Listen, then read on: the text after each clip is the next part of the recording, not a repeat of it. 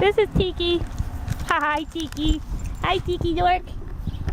You want this? Can you sit? Good, Tiki. What a good Tiki.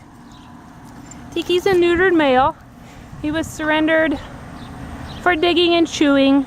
So he needs an active home, family to play with. He's just sweet as can be. Hi, Tiki. Hiya, Tiki. But he's very, very sweet and he doesn't belong here. Sit. Tiki, sit. Can you sit? Do you sit? Can you sit? Show him you can sit. Sit. Sit. Sit, Tiki. Sit down. Don't give me that face. Don't make me into one of those people that just gives you stuff. Sit. Sit. Good boy, Tiki. Sorry if I'm shouting in the microphone. I'm not trying to, but he's very, very sweet. He's a poodle blend. He's been well taken care of.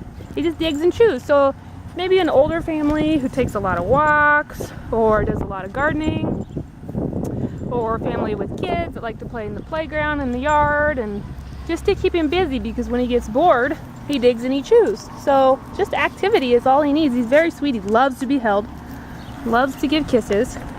Tiki, hey, kiss.